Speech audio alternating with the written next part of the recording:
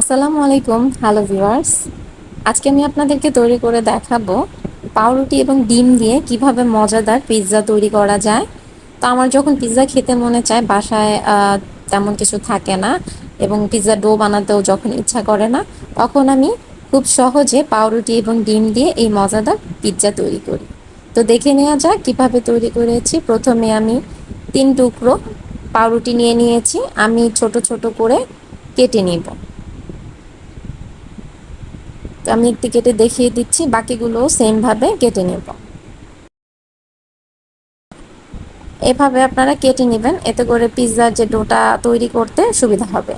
তো এখন আমি 2টি ডিম নিয়ে নিয়েছি এবং এখানে অ্যাড করে দিব ½ চা চামচ কালো গোলমরিচের গুঁড়ো এবং স্বাদ মতো লবণ দিয়ে দিব। এখন একটি কাঁটা চামচের মাধ্যমে মিশিয়ে নেব।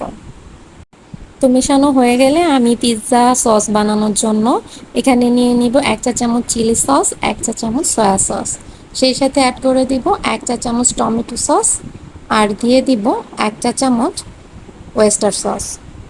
তবে আপনাদের কাছে যদি ওয়েস্টার সস বা চিলি সস না থাকে, সেক্ষেত্রে 2 টেবিল চামচ টমেটো সস ব্যবহার করলেই হবে, সাথে সয়া সস ব্যবহার করে নিতে পারেন।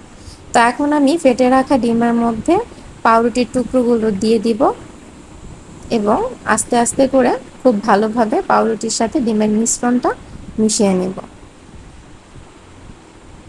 তো এভাবে মিশানো হয়ে গেলে আমি এখন চলে যাব পরবর্তী স্টেপে। তো যে পাত্রে আমি পিৎজাটা সেট করব, সেখানে আমি একটু সয়াবিন তেল নিয়ে ব্রাশ করে নিচ্ছি, এতে করে পিৎজার ডোটা উল্টাতে সুবিধা হবে। তো এখন আমি পাউরুটি এবং ডিমের মিশ্রণটি দিয়ে দিচ্ছি। তো দিয়ে আমি একটু চেপে চেপে নিব স্প্যাচুলার মাধ্যমে, যাতে করে একটি আরেকটির সাথে খুব ভালোভাবে বসে যায়। তো এভাবে একটু সময় নিয়ে একটু চেপে চেপে করে বসাতে হবে। এর পরবর্তীতে আমি চুলায় বসিয়ে দিব। আর চুলায় আমি প্রথম পর্যায়ে 2 থেকে 3 মিনিট একদম লো আঁচে কুক করে নিব। তো 2-3 মিনিট পর আমি একটু উল্টিয়ে নিব।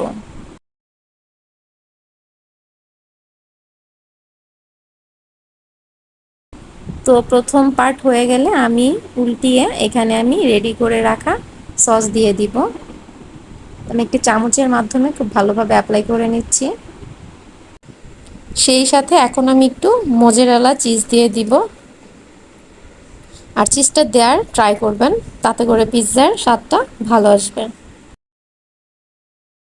আর সেই সাথে এখানে আমি টমেটো অ্যাড করে দিচ্ছি এবং একটু কাঁচা মরিচ কেটে দিচ্ছি, যাতে করে সুন্দর লাগে দেখতে।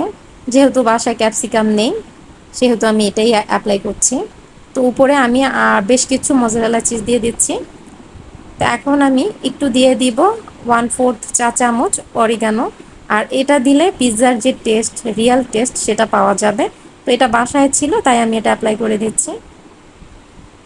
তো এখন আমি পরবর্তীতে আবার চুলায় বসিয়ে যতক্ষণ না পর্যন্ত চিজটা গলে যাবে ততক্ষণ কুক করে নিয়েছি।